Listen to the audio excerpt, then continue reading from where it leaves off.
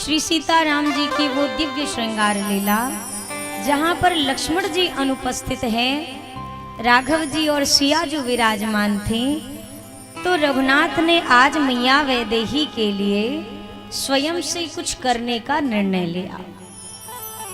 प्रभु के हृदय में भाव आया, ये जनक लाडली जनकपुर का सारा सुख छोड़कर मेरे साथ अयोध्या आए। फिर अयोध्या में ऐसी परिस्थितियां बनी कि अयोध्या का भी सारा सुख त्याग करके ये मेरे पीछे वन तक चली आई।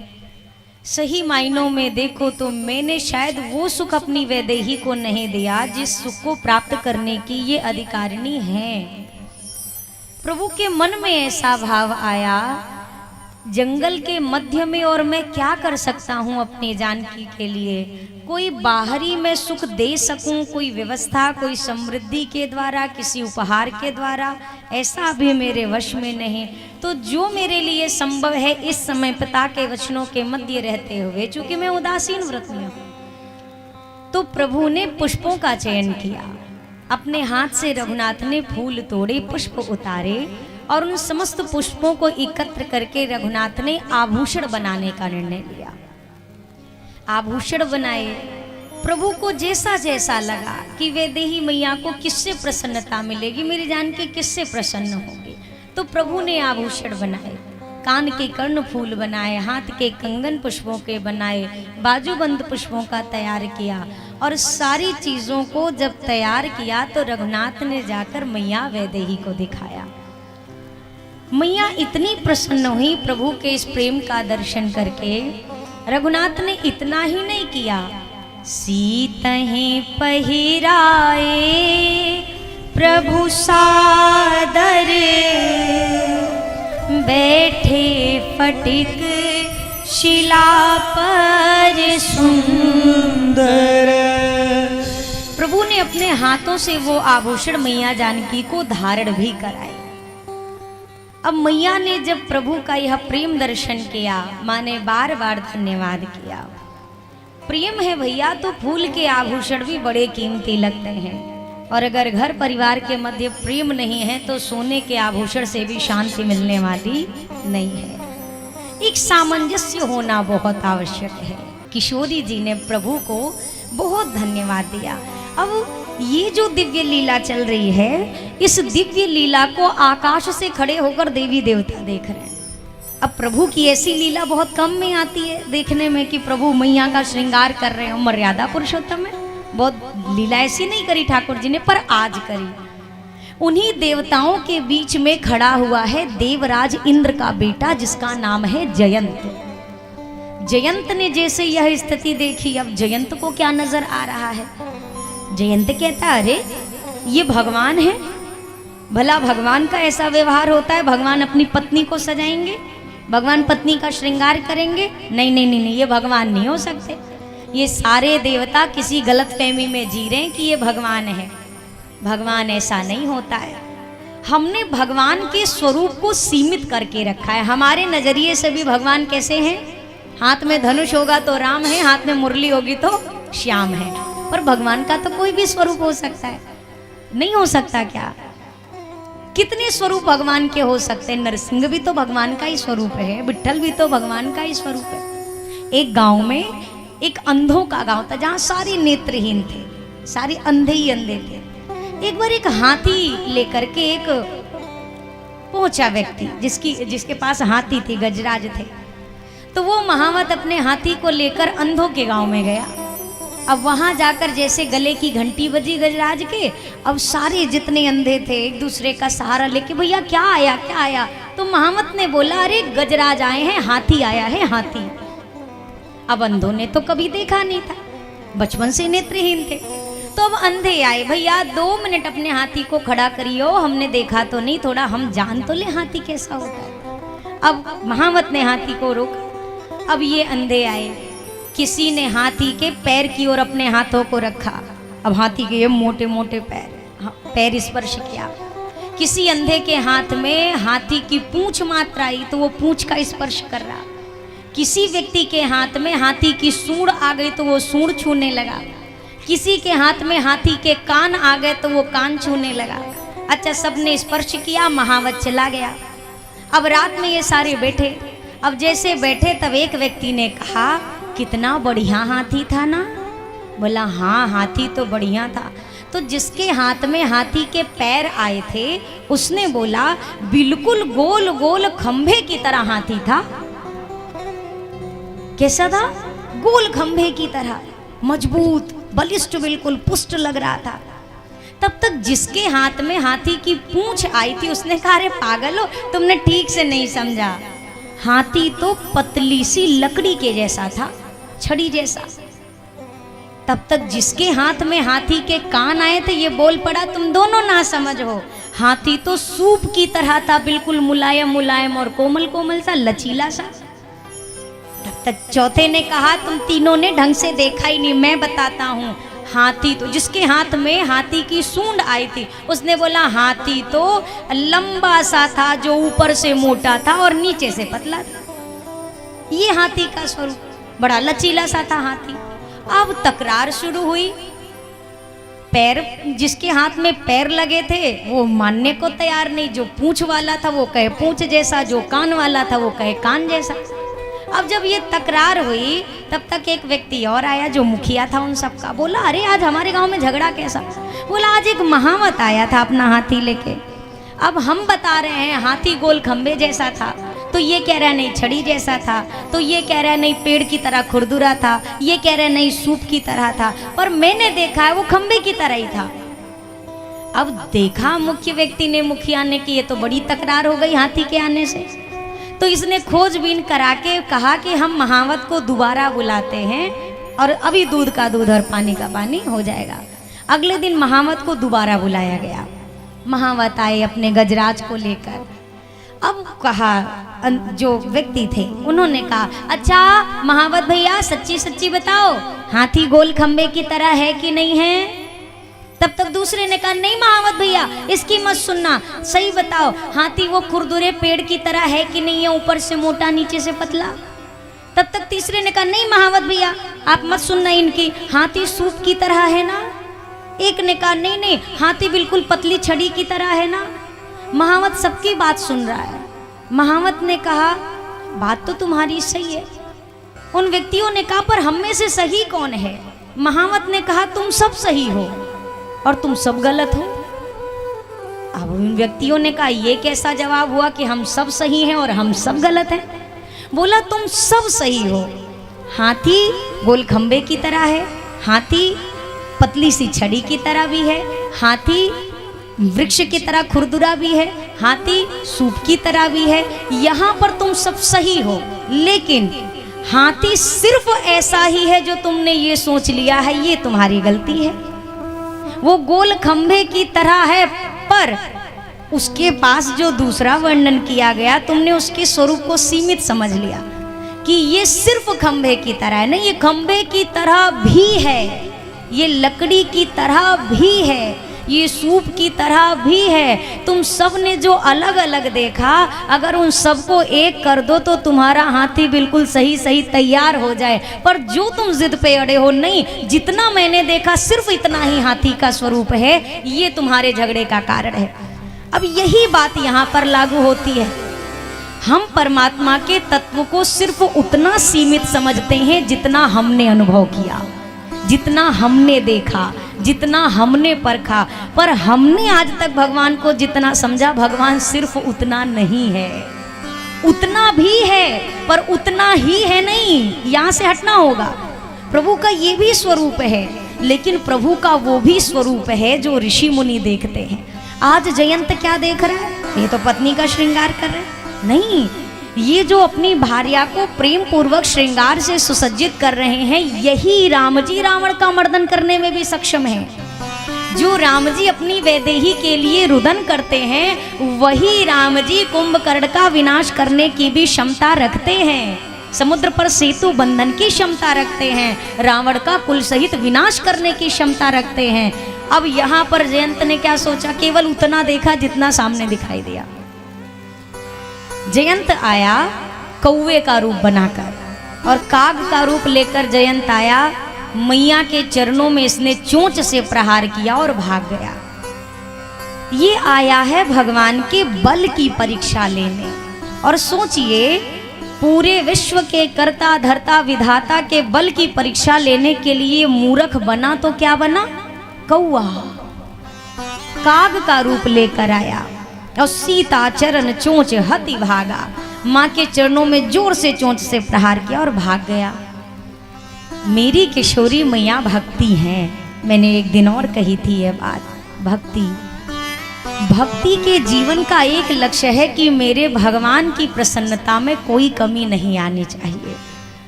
आप यहाँ का प्रसंग अगर कभी पढ़िए तो देखिएगा, किशोरी जी ने राम जी से नहीं कहा कि प्रभु जयंत ने मेरे साथ ये दुर्व्यवहार किया है, नहीं, वो चोट खा करके भी, अब सोचिए कि सुई चुभ जाती है तो कितनी तकलीफ होती है। यहाँ उस दुष्ट ने चोंच से मैया के चरणों का मांस निकाल लिया और भाग गया। माँ ने उफ तक नहीं करी, मौन रही, एकदम मौन रही। क्यों? अरे ये नालायक है तो क्या हुआ, पर है तो मेरा ही बच्चा ना, मैं तो जगजननी कही जाती हूँ, कैसे शिकायत कर दूं? अगर मैंने शिकायत करी प्रभु इसको तुरंत भस्म कर देंगे, इसके प्राण ले लेंगे प्रभु। तो मैया मौन है, राम जी से नहीं कहा कि मुझे चोट लगी, जयंत ने ये धृष्टता करी, कुछ नहीं बोला, मौन रही। लेकिन माँ के चरणों से जो रक्त की धारा बही ना, ये नहीं मौन रही। माँ के चरणों का रक्त ज्यों प्रभु के चरणों से स्पर्श हुआ, प्रभु की निद्रा खुल गई। उठकर बैठे ठाकुर जी, नीचे दृष्टिपात किया, रक्त की धारा बह रही। अरे वैदेही, ये किसने धृष्टता करी? मैया कहते कुछ नहीं प्रभु, कुछ नहीं, आप तो विश्राम करो, आप तो विश्राम करो। राघव जी कहते हैं नहीं, किसकी इतनी हिम्मत हुई, किसने ऐसी धृष्टता करी, आपको चोट पहुंचाया? प्रभु से बात छिप कैसे सकती है? प्रभु ने एक निमिष में सारा कारनामा जयंत का देख लिया। ये मूर्ख मेरे बल की परीक्षा लेना चाहता था तो मुझसे इसे सामना करना था, इसने मेरी वैदेही को चोट पहुंचाया। और एक बात बहुत अच्छे से प्रत्येक व्यक्ति समझ ले, भगवान अपने प्रति किया गया अपराध सह लेते हैं, पर भगवान के भक्त को अगर आपने कभी गलती से सता दिया, भगवान ये अपराध कभी नहीं क्षमा करते। इस बात को सदैव ध्यान रखिएगा। भगवान को 4 गालियां भी अगर कोई व्यक्ति दे लेना तो ठाकुर जी सुन के मुस्कुरा देते हैं, लेकिन अगर उसके भक्त, उनके भक्त को कोई एक शब्द भी बोल दे तो वो चाहे दुर्वासा जी जैसे ऋषि क्यों ना हो, उनको भी भगवान क्षमा नहीं करते हैं। उनके पीछे फिर प्रभु का अस्त्र लग जाता है। अम्बरीश राजा थे, अम्बरीश जी महाराज चक्रवर्ती सम्राट थे। दुर्वासा ऋषि ने परीक्षा की दृष्टि से कार्य किया। अब दुर्वासा जी ने ज्यों क्रोधित होकर अम्बरीश जी से वचन कहे, अम्बरीश जी तो नतमस्तक, प्रभु क्षमा, मैं तो आपका दास हूँ। पर भक्त के साथ हुए इस व्यवहार को भगवान नहीं सह सके और दुर्वासा जी के पीछे प्रभु का अस्त्र लग गया, जैसे अभी जयंत के पीछे लगेगा। दुर्वासा जी सब जगह गए, पर प्रभु के पास जाने के बाद भी प्रभु ने कहा कि मेरा ये अस्त्र मेरे कहने से शांत नहीं होगा। जिसका अपराध किया है मुनिवर, जब तक वो आपको क्षमा ना करे मेरा अस्त्र नहीं शांत होगा। अब विचार करिए, यहाँ जयंत की धृष्टता देखी। रघुनाथ ने तत्काल जिस कुश के आसन पर प्रभु बैठे थे, उसी कुश के आसन से प्रभु ने 2 सींकें निकाली। कुश समझ रहे ना, कुशा, 2 सींक निकाली, एक को धनुष का रूप दिया, एक को बाण बनाया, ब्रह्म मंत्र से अभिमंत्रित किया और छोड़ दिया। वो छोटा सा सींक ब्रह्मास्त्र का विराट रूप लेके जयंत के पीछे लग गया। अब जयंत आगे आगे और ब्रह्मास्त्र पीछे पीछे। आया था प्रभु के बल की परीक्षा लेने, और ये क्या स्थिति बन गई। अच्छा, जैसे इसने देखा मेरे पीछे ब्रह्मास्त्र लगा हुआ है, तो इस मूर्ख ने क्या सोचा, अरे ब्रह्मास्त्र तो कौआ के पीछे लगा है ना, मैं तो कौआ हूं नहीं, मैं तो बन के आया था, तो मैं अपने असली रूप में आ जाता हूं, मतलब जयंत के रूप में। अब इसने अपना वास्तविक रूप धारण किया। इसने सोचा कि ये पीछा छोड़ देगा, लेकिन उस रूप में भी ब्रह्मास्त्र ने पीछा नहीं छोड़ा। इस प्रसंग से तात्पर्य ये है कि व्यक्ति अगर ये सोचे कि चोला बदलने से कर्म पीछा छोड़ देंगे, तो कर्म पीछा छोड़ने वाले नहीं हैं। जिस चोले को धारण करेंगे उसी चोले में आपको अपना वो प्रारब्ध भोगना पड़ेगा हर हाल में। जयंत को लगा अब काग का वेश त्याग दिया, देव रूप में हूं, अब तो मैं बच जाऊंगा। नहीं, ब्रह्मास्त्र दौड़ा रहा है। अब जयंत सबसे पहले कहाँ गया, जहां आमतौर पर बच्चे जाते हैं गलती करने के बाद पिता के पास, बाबूजी रक्षा करिए। इंद्रदेव ने कहा ऐसा क्या कर दिया तुमने? बोला ब्रह्मास्त्र पीछे लगा। इंद्रदेव ने कहा अरे किसका ब्रह्मास्त्र है, क्यों पीछे लगा है, क्या हो गया? मेरे रहते तुम्हारा कोई बाल विवाह का नहीं कर सकता, तुम चिंता मत करो। तब तक जयंत ने कहा राम जी ने ब्रह्मास्त्र छोड़ा है, वो मैंने प्रभु के बल की परीक्षा के लिए किशोरी जी को चरणों में प्रहार किया और तब से भाग रहा हूं, ब्रह्मास्त्र पीछे लगा है। इतना सुना भरता देवराज ने कि राम जी ने कुपित होकर ब्रह्मास्त्र छोड़ा है। सोचिए पिता हैं देवराज इंद्र जयंत के। इंद्रदेव ने अपने सैनिकों से कहा, सेवकों से कहा, इसको धक्का मार के बाहर निकालो और स्वर्ग का कपाट लगा दो, नहीं इस मूरख के चक्कर में हमारा पूरा स्वर्ग जल के राख हो जाएगा प्रभु के क्रोध से। आज पिता ने अपने पुत्र को नहीं शरणागति दी, नहीं आश्रय दिया। जयंत भागते भागते सोच रहा है अब बाबूजी तो निकाल दिए, कोई बात नहीं, पितामह के पास जाते। ब्रह्मलोक पहुंचा। ब्रह्मा जी रक्ष माम मेरी रक्षा करो, मुझे बचा लो। ब्रह्मा जी ने कहा क्या हो गया, किससे बचना है? बोला बचना तो राम जी से है। ब्रह्मा जी ने कहा राम जी से आज तो कोई बच पाया है जो हम तुम्हें बचाएंगे, तुरंत भागो यहाँ से। ये पहुंचा कैलाश पर्वत। नमः पार्वती पतये हर हर महादेव। इतना जय जयकार करते गया तब भी क्या देख रहा है? बाबा पहले ही त्रिशूल लिए बेटे तुम आओ। अब ये वहां से भागा। स्थिति कैसी? काहू बैठन कहा न ओही, राखी को सकई राम कर द्रोही। भगवान से विरोध करने वाले को कौन आसरा दे, जरा बताओ तो सही। दुनिया से आदमी विरोध करे तो बच भी जाए, पर दुनिया बनाने वाले से जो बैर ठान ले, उससे बैर ठान के तुम कहाँ जाओगे भैया? डॉक्टर से बैर करने के बाद भी कोई अपनी बीमारी का इलाज करा सकता है क्या? हाँ? मुकदमे में फंस रखे हैं और वकीलों से ही दुश्मनी ठान के बैठे हैं, तो त्योहार बेल के कराइए, कौन आपकी मुक्ति कराएगा? अब आप भगवान से बैर करो। अब यहाँ पे जयंत किससे इसने बैर ठाना? ठाना भक्ति से था, पर जवाब भगवान दे रहे हैं। भाग रहा है। पर एक बात देखिए, प्रभु के दंड में भी उनकी कृपा छुपी होती है। अगर जयंत को सच में भगवान मारना चाहते तो आप यकीन करिए तीन लोक में घूमने का मौका नहीं देते भगवान, पर ये तीनों लोक में भटक रहा है। क्यों भटक रहा है? प्रभु संहार नहीं, सुधार करने पर ज्यादा विश्वास रखते हैं। संहार तो प्रभु का ये अंतिम है, सबसे आखिरी में, जब प्रभु को लगता है कोई रास्ता नहीं कि ये मूर्ख समझे। रावण जैसे आताताई को भी मारने से पहले भगवान ने कई बार समझाया। एक तो विभीषण जी ने समझाया, वहां भी नहीं समझा, तो हनुमान जी को भेजा दूत रूप में, रावण तब भी नहीं समझा। हनुमान जी ने आकर कहा अब तो प्रभु युद्ध छेड़ दो, अब नहीं समझेगा वो मूर्ख। समुद्र पार जब पूरी सेना उतरी तो राम जी ने कहा नहीं, अभी एक बार और चांस ले सकते हैं, एक बार और। फिर कौन गया समझाने? तो फिर अंगद जी को भेजा। अंगद जी ने समझाया, पर तब भी जब रावण नहीं माना, तब ठाकुर जी ने कहा अब युद्ध का बिगुल बजा दो, अब ये नहीं समझने वाला है। जयंत को प्रभु अगर मारना चाहते तो इतना समय देने की आवश्यकता नहीं। हुआ क्या? नारद देखा विकल जयंता, लागी दया कोमल चेत संता। भागते हुए जयंत पर नारद जी की निगाह पड़ गई। ज्यों देवर्षि नारद जी ने देखा, अरे ये तो देवराज इंद्र का बेटा इतनी जोर लगा के कहाँ भाग रहा है? ओ जयंत, कहाँ भाग रहे हो? अब जयंत रुक नहीं रहा। भागते भागते इसने कहा महाराज हमसे जो भी बातें करनी हो हमारे बराबर भाग सकते हो तो आ जाओ, नहीं मैं तो नहीं रुकूंगा, मैं तो नहीं रुकूंगा। अब नारद जी ने सोचा रुकोगे नहीं तो बातें कैसे करूंगा? बोला मैं नहीं रुक सकता, आप भाग सकते हो तो चलो।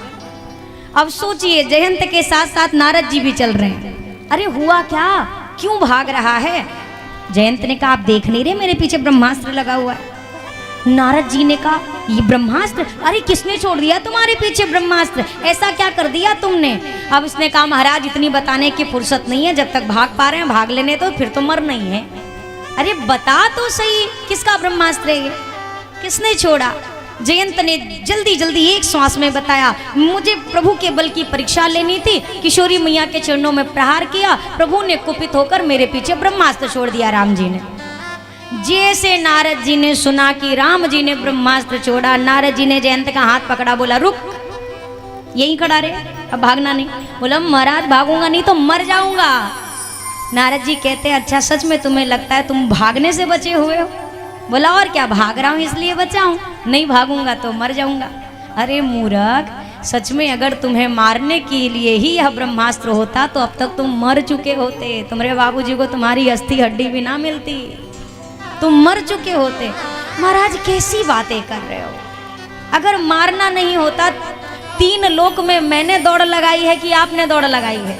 बाबूजी ने भगा दिया, ब्रह्मा जी ने भगा दिया, बाबा ने भगा दिया, तब से दौड़ रहा हूं और आप कहते हो मारना नहीं चाहता है, मेरे पीछे लगा हुआ है। नारद जी ने कहा मुझे इतने का जवाब दे जयंत, जब जब तू 3 लोकों में रुका तब तब ये ब्रह्मास्त्र क्या कर रहा था? जयंत ने कहा जब जब मैं खड़ा भया तब तक ब्रह्मास्त्र भी रुका रहा। बोला उसके बाद, बोला जब मैं भागा तो ये भी चलने लगा। नारद जी ने कहा मूर्ख, तुम्हें अभी भी लग रहा है कि राम जी तुम्हें मारने के लिए ब्रह्मास्त्र छोड़े? अरे जयंत, जब दुनिया किसी को मारती है तो उसे राम बचाते हैं, और जिसको राम ही मार दे उसे संसार में कौन बचाएगा? तूने इस बात पर जरा भी गौर किया? जगत से हार कर व्यक्ति जगदीश के दरवाजे जाता है, और जो जगदीश के दरवाजे से हार जाए वो जग में किसके द्वार पर जाएगा? तू अच्छा तू जाएगा भी तो तू कहाँ बच सकता है? एक बात बता, उनकी नजर कहाँ पर नहीं है और उनकी पहुंच कहाँ पर नहीं है? ये सब कहने की बातें हैं, वो यहाँ तक है या वहाँ तक है, असर उसका वहाँ तक है, नजर जिसकी जहाँ तक है।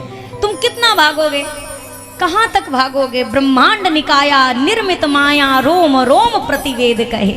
जिसके एक एक रोम में हजारों हजार ब्रह्मांड घूमते हैं, उसकी परिधि के बाहर तुम कहाँ जाओगे?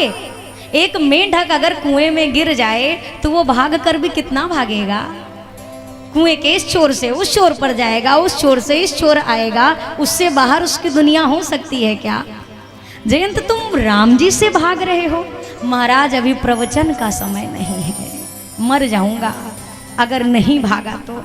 अब मैं समझ चुका हूँ मेरा अंतिम समय आ गया है, लेकिन जब तक बच सकता हूँ अपनी आत्म संतुष्टि के लिए मुझे भागने दीजिए। नारद जी ने कहा जयंत भागने से नहीं बचोगे, और जहाँ भाग रहे हो वहाँ पर तो बिल्कुल नहीं बचोगे। हाँ, भागने के बाद अगर अपना लक्ष्य कहीं और कर लिया, ठिकाना सही चुन लिया, तब जरूर बच सकते हो।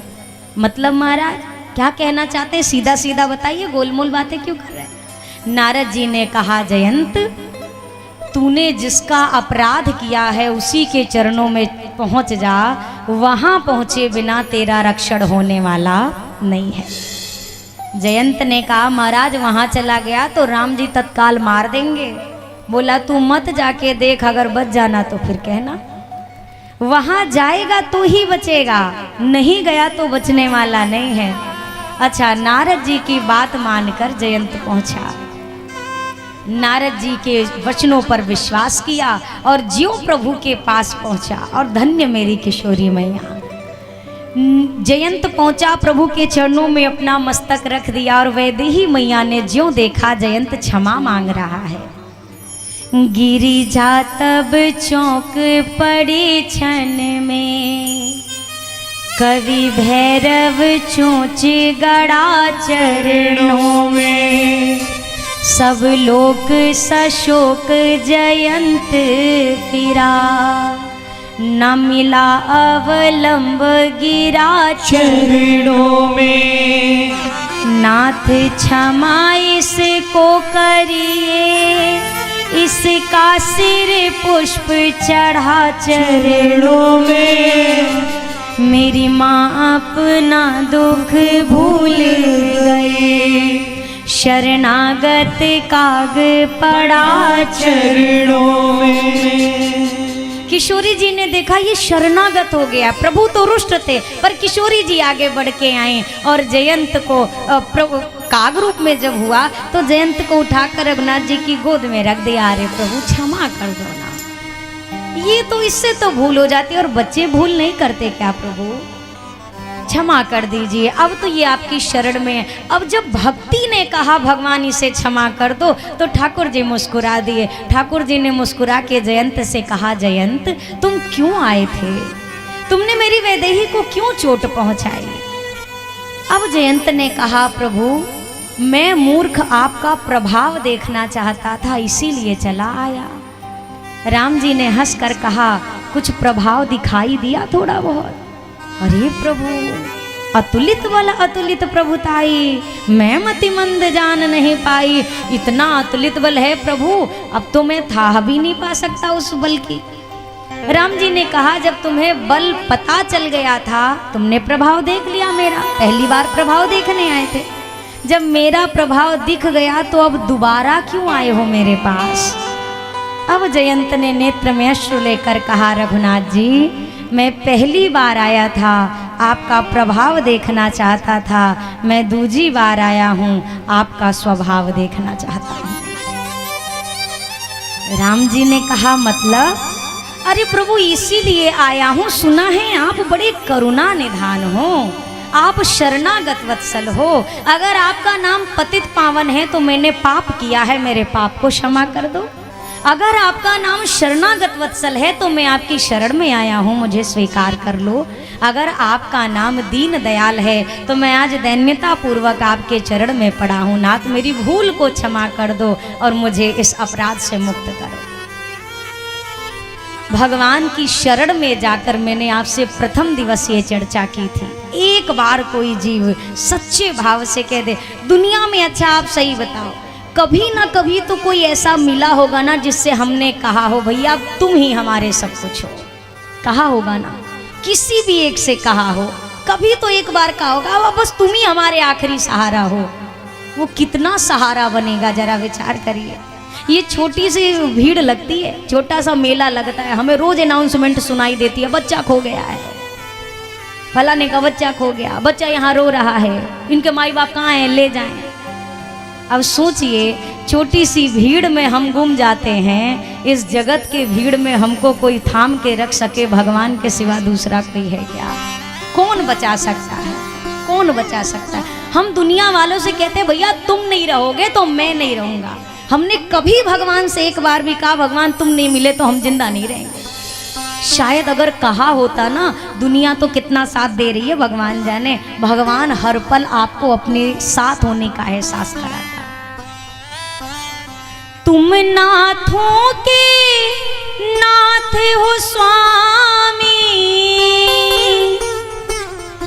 तुम नाथों के नाथ हो स्वामी, दाता नाम तिहारो, नाथ मोहे प्रभु जी मोहे, नाथ मोहे अब की बेर उबारो, नाथ मोहे अब की बेर उबारो, नाथ मोहे अब की बेर उबारो, नाथ मोहे अब की बेर उबारो। तुम नाथों के नाथ हो स्वामी, तुम नाथों के नाथ हो स्वामी, दाता नाम तिहारो, नाथ मोहे जय हो प्रभु जी मोहे, जय हो नाथ मोहे अब की बेर उबारो, नाथ मोहे अब की बेर उबारो, हरि जी मोहे अब की बेर उबारो, हरि जी मोहे अब की बेर उबारो।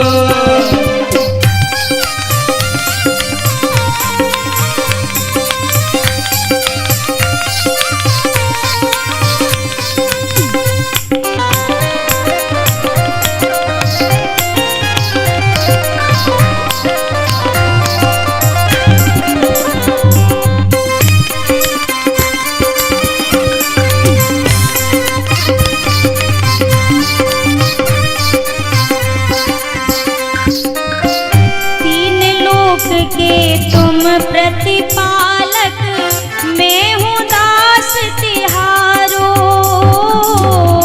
मैं हूँ दास तिहारो, मैं हूँ दास तिहारो।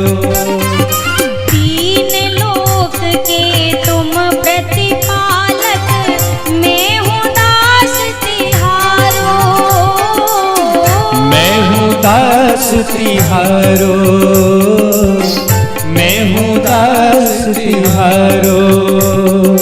छोड़ मेरे अवगुण हे राघव, छोड़ मेरे अवगुण हे राघव। मुँह पे दृष्टि डालो नाथ मोहे, जय हो हरि जी मोहे, जय हो। प्रभु जी मोहे अब की बेर उबारो, प्रभु जी मोहे अब की बेर उबारो, नाथ मोहे अब की बेर उबारो, नाथ मोहे अब की बेर उबारो।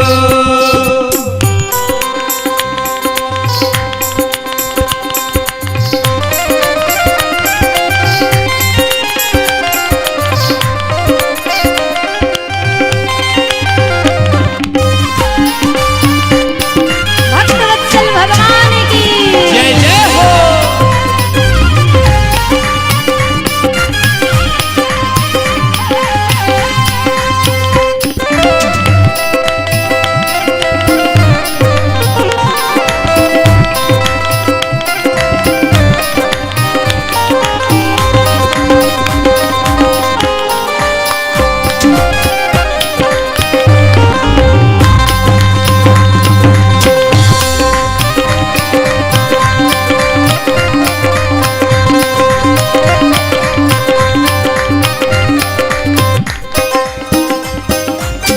पतितन में मैं महापतित हूँ, कोई नहीं सहारो, कोई नहीं सहारो, कोई नहीं सहारो। पतितन में मैं महापतित हूँ, कोई नहीं सहारो, कोई नहीं सहारो, कोई नहीं सहारो। नाथ करो करुणा अब मोह पर, नाथ करो अब करो पर, नाथ करो करुणा अब मोह पर, नाथ करो करुणा अब मोह पर। अपनी विरद संभारो नाथ मोहे, जय हो हरि जी मोहे, जय हो। प्रभु जी मोहे अब की बेर उबारो, प्रभु जी मोहे अब की बेर उबारो, नाथ मोहे अब की बेर उबारो, नाथ मोहे अब की बेर उबारो।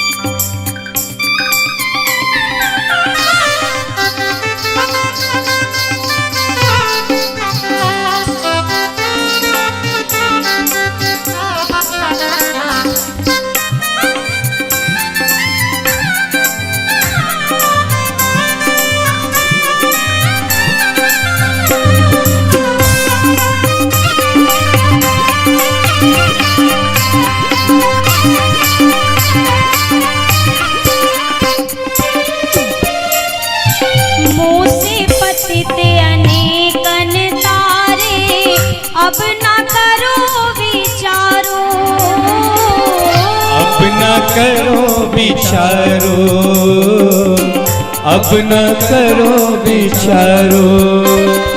मुँह से पतित अनेकन तारे, अब ना करो विचारो, अब न करो विचारो, अब न करो विचारो। मेरी बिगड़ी तभी बनेगी, मेरी बिगड़ी तभी बनेगी, मेरी बिगड़ी कभी बनेगी, मेरी बिगड़ी कभी बनेगी, मेरी बिगड़ी तभी बनेगी।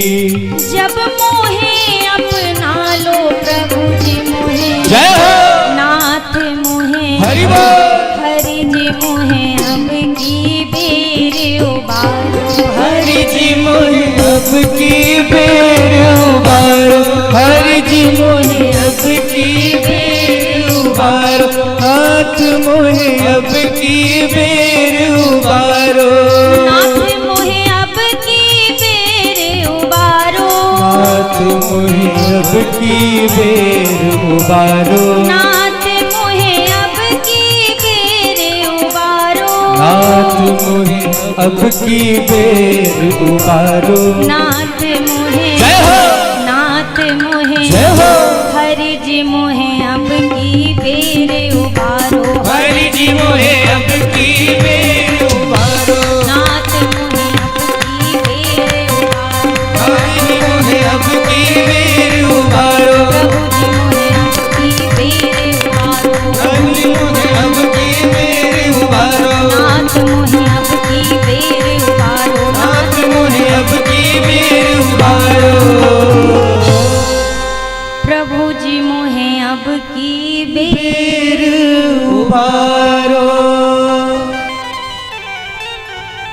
हमारी बिगड़ी आज तक इसलिए नहीं बनी क्योंकि हम अपनी बात पर कभी टिके ही नहीं रहे, कभी नहीं टिके रहे। जो आदमी मंदिर में जाता है और ठाकुर जी के सामने कहता है तन मन धन सब है तेरा, स्वामी सब कुछ है तेरा, सब कुछ पे इतना जोर डालता है ठाकुर जी को भी लगता है हाँ वाकई में सब दे रहा है।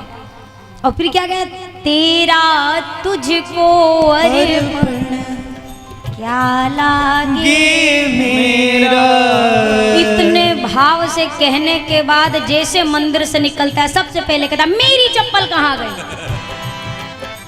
मेरी गाड़ी। तो जो अंदर बोला था वो सही था कि जो बाहर आके बोल रहे हैं वो सही है। अब सोचिए 2 मिनट के लिए हम अपनी बात पर नहीं टिके रहे क्या? हम उसमें के आदमी हैं जो चाय में मक्खी गिर जाए तो मक्खी पे चाय फेंक देते हैं और घी में मक्खी गिर जाए तो मक्खी फेंक देते हैं। हम नहीं टिके रहते, कैसे काम बने? ठाकुर जी कहते तुम एक ही बार बोलो पर सच्चाई से बोल दो, तुम जो बोल दो मुझे स्वीकार। और आप यकीन करिए ऐसी ऐसी कथाएं हैं, आपको कई प्रसंग सुनकर लगेगा इसमें भजन कहाँ था भैया जो भगवान मिल गए, इसमें ऐसा क्या था जो इसको भगवान मिल गए।